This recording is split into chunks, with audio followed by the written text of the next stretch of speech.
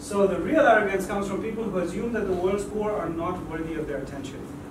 So on the one hand, you want to save the poor, you want to save the world, but you're not willing to listen to them. You're not willing to engage with them. Now, the how, the new way of working. How is innovation happening nowadays? There are what people call participatory design. Everyone gets together and designs something, and I'll tell you what, that is a much more powerful model, because it's usually 200 minds working on something are better than one mind working on anything. Even if that one mind is Albert Einstein. Now imagine that the world collaborates on fixing these problems. So it's not 200 minds, it's 2,000 minds. It's 20,000 minds, right? What are called big tents. So innovation companies are creating what are called these, they're not literal tents, big tents, where ideas are brought together under one common theme, and then they're literally thrown at each other to try and figure out where the synergies are, and how design processes can run better to deliver better results. Non-traditional wisdom. So I'm sure in this company you have people, when you go to them with an idea, they go, no, that's not the way we do it here. That's ये हमारा तरीका नहीं है भाई. That is traditional thinking, right? We will do things the way we did yesterday. Unfortunately, what the thinking that got you to where you are today will not take you to where you need to go tomorrow. It will not. Because the world has changed. The dynamics have changed. The inputs have changed. So, if we believe that the world will end, there's no reason to fix it. If the thought process is, everything is doomed, we're all dead. In the long term, we're all dead. I think therein lies the difference between the thought process of some of the Western countries and some of the so-called developing countries. Because in our mindset, we don't think beyond our own lifetime. In fact, we don't think beyond the next 5 years. In fact, many of us, many of the states that operate in Pakistan don't even think beyond the next month. Why should they? I'm collecting 10 crore rupees a day in cash. Why should I think about what happens tomorrow? I know I'm going to collect another 10 crore rupees tomorrow, and another 10 crore rupees a day after that. And beyond that, I don't really need anything further, because I already have 35 cars parked outside. I already have villas and houses in London and Paris and Rome and wherever the hell I can possibly buy a house. I have a house. So why should I think about what happens 20 years down the line? And therein lies the difference in thought. So very few companies, at least in Pakistan, that I've come across are actually thinking, let me plant a seed today because it will become a tree for my next generation 25 years from now. Everyone is saying, where are the trees? I need trees. If everyone thought about only the trees, then who the hell would plant the trees? Who would do it? No one would do it. So, if we use technology to drive a design philosophy that actually moves away from top down to bottom up, because it's the bottom of the pyramid that needs the products and services that we have. And the bottom of the pyramid, as you know, is 70% of the population. The middle of the pyramid is 25% of the population, and the top of the pyramid is, well, non-existent. And the amazing thing is, all of you are in the top of the pyramid. You're not even in the middle of the pyramid, because the middle of the pyramid says, I have a place to sleep, where I will not be killed in the middle of the night. I know where my next meal is coming from, and I have $10 in the bank. That's the middle of the pyramid. So imagine the bottom of the pyramid. I have no idea where I'm going to sleep, I have no idea where my next meal will come from, and I don't even know what a bank is. Forget about having money in the bank. So you look at Pakistan, we have a population of 207 million people, right? Officially. Unofficially, God knows what the actual number is. But if we have 207 million people, how come there are only 20 million bank accounts in Pakistan? 20 million bank accounts in the whole of, look at the number of banks out there. There's like 50 banks out there, and across all of them, there's 20 million bank accounts. Some people have more than one bank account. Indeed. Indeed. So now, here's where the innovation starts kicking in, right? So you guys know what a mobile wallet is? I'm sure some of you have mobile wallets on your phones, right? So these are non-banking solutions for the unbanked sector. So anyone can go open a mobile wallet on their phone, they can put money into the mobile wallet, and they can make payments from there. Do you know how many mobile wallets exist in Pakistan today?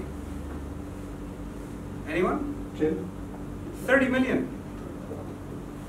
So in 5 years, the number of non-banking solutions has gone beyond a banking industry that has existed for 70 years. Because the banking industry refuses to change. They're completely stuck in the way. My God, you try and open a bank account, आपने किसी ने खोला है bank account पिछले 1-2-4 महीनों में? The number of forms you have to fill out in triplicate, and it has to be in your own handwriting, and oh my God. So I have an account with SCB, right? You would think that, you know, KYC regulations, know your customer, they know who I am. They know where my house is. They know what loans I have, what products I have. They know everything. But I go to open a second account, I have to fill out all the forms again. I wanted to shoot myself in the branch. You have to go to the branch, first of all, right? If you live anywhere abroad, you don't know where the branch is because you never go to the branch for anything. Unless you have a locker, in which case you physically need to go and do that. In Pakistan, why do we have lockers? So that we don't put money in our bank accounts. Because we don't know if we'll be able to access it in case of emergency, whatever the emergency is. We live in a state of emergency as a nation. Every day, it's either water is out, or electricity is gone, or my sewage has exploded, or there's a strike, there's no transportation, there's tire flat over here. We live in a state of emergency, and that is why we don't plan for the future. Because if you don't get out of the state of emergency, how will you plan for the future? It's virtually impossible. One last thought, and it's a bit controversial, and my apologies to my Western colleagues in advance, but everything Western is not necessarily good for this country or for the developed world. We've been brought up, because we are the byproduct of colonialism in the past 200 years, we are still enamored of this concept that all innovation must come from the West. It's not true. We all innovate every day, but we downplay the importance of that every day. Sahi hai ki nahi? This is the reality, right? So, IKEA has come up with this incredible innovation. It's a $1,000 house. It's solar powered, so it requires no external electricity connection, nothing. And it takes 3 hours to assemble. Like every other IKEA product, it comes flat packed. And literally 2 people can assemble this entire house in 3 hours. Protects you from the wind, gives you light, doesn't have a water connection because they need a physical water connection. Are these available in Pakistan? No, they're only available. They're only available if you're a refugee, and they are available in the refugee camps. Because IKEA, like I said, this is not a money-making thing for IKEA. There's no way that you're making money on this. Because you all know the cost of construction materials, and you all know the quality of the materials that IKEA uses, and they're not going to destroy their brand name by putting crap in refugee camps. Because the first one that falls and kills a refugee is the nightmare PR crisis that IKEA cannot handle. Right? So they will never do that. They will never compromise on this. But did you know that of the world's top 3 manufacturers of tents in the world, 2 of them are from Pakistan? Why? Because we have the world's largest refugee camp on our border with Afghanistan. 7 million full-time refugees. 7 million. It's a city by Pakistani standards. By European standards, it's a country. In fact, it might be 2 countries, depending, or 3 countries, depending on which countries you're picking. But that's where they got their start. I mean, they only sell these tents to the United Nations. And their tents go to Syria and Jordan and all the places, all the hotspots that you read about in the news. This is incredible innovation because to my mind, this is much better than a tent. A, it's windproof, keeps out the elements. It has a protection from the elements, which a tent cannot provide you, not to that level. This is, I don't know if you guys have seen this, and I'm hoping the video will play. Will it? Man. Okay. No? Okay. Okay, so there's no real sound, but basically it empowers people who are disabled to live alone in their homes, which is not something feasible even 5 years ago.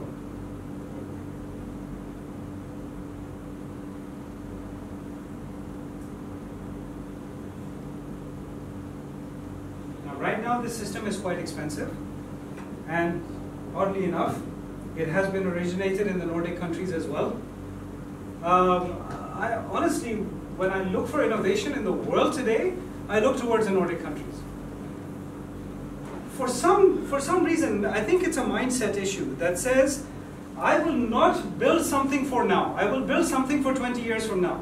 So if you look at the Nordic countries and you look at the number of global brands that have come out of the Nordic countries, it's a little crazy. How many brands? Like 50 brands that have gone global from these countries. I mean, IKEA is just one. Nokia, Ericsson. My God, I mean, the list is humongous. Lego, yeah, absolutely. And my question to every Pakistani forum that I address is, name me one Pakistani brand that is truly global. One. है कोई? मैंने बड़ा सोचा इसके बारे में. So I know the answer is no, there isn't. There are brands that have aspirations to become global. And they've started working on them, but they've started working on them. They are far from it today. And why is that? It comes back to our mindset. Right? So, someone talked about refugees and how innovation can help refugees. So blockchain technology has actually been implemented to enable refugees who often don't have identity documents, certainly don't have access to banking solutions, but they need money. They need to be able to make transactions. How do they do that? So basically, they've come up with ID tags that allow the tracking of refugees, along with the ability to make payments into those tags and payments from those tags. It's actually quite innovative. Again, Nordic countries.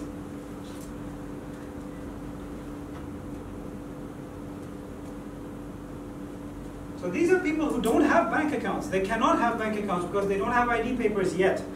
They're in the process, but they need to live. And these countries, I mean, these countries are behaving in a more Islamic manner than most of our Islamic countries when it looks at refugees. अगर आप खुद सोचें, हमने Rohingya refugees के साथ क्या हाल करके रखा हुआ है? वो भी तो मुसलमान है ना? मगर इन लोगों ने जिस तरीके से मुसलमानों को वेलकम किया है और जिस तरीके से उनके लिए जगह बनाई है अपनी सोसाइटी के अंदर, हम लोग नहीं कर पाते कभी भी.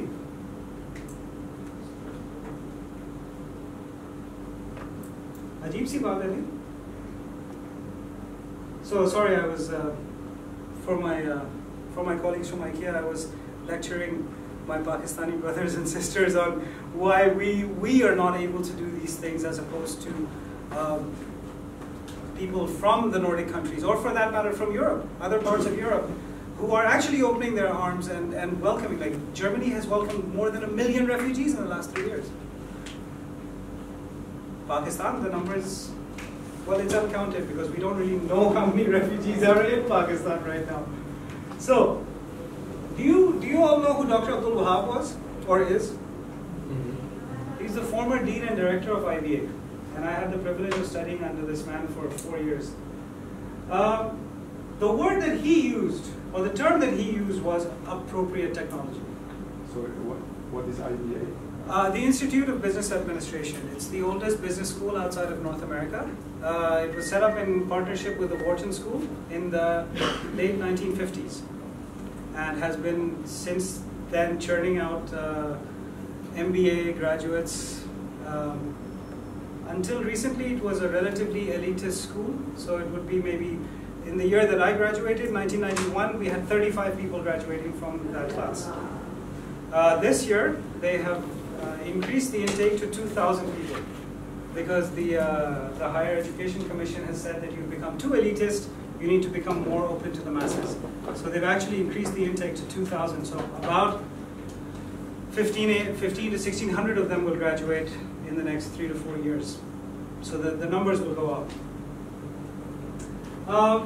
The language of innovation is all about looking at things from a humble standpoint. It's all about how could we do this? How might we approach this? Is there a different way of looking at this? We don't ask those questions in Pakistan. We really don't. Perhaps we should. Let's not get so carried away with becoming high-tech that we forget the low-tech versions of things that can actually work, can actually make a difference to people's lives. So yes, high-tech is good, but in our context, in the context of the developing world, I think that we can do a lot with low-tech. If you're innovating without looking into the future, what you're actually doing is inventing. And invention and innovation are not the same thing. Innovation is based on things that you see happening in the future. Invention may or may not have anything to do with anything. It's based on your own mind and your own thought process. So, designing for a world that is better. So the big question is, just because we can, should we?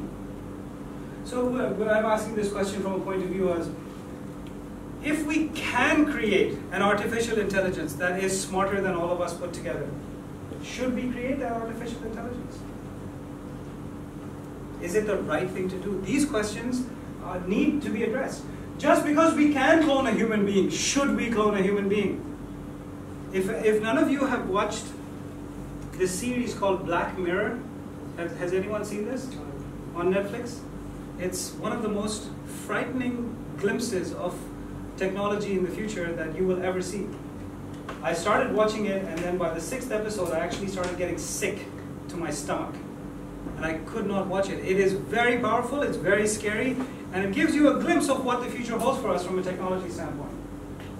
Just because we can do gene editing, should we?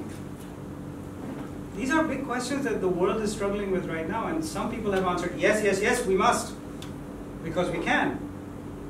But some people have taken a step back and said, wait, wow, hold on. We are very young at this. As a race, as a species, we are very young with all of this. Do we have the maturity that it takes to handle these questions? I don't know. I don't know. So, did you guys watch the Avengers movies? Yeah. Yeah, so there's this nation state called Wakanda. Yes.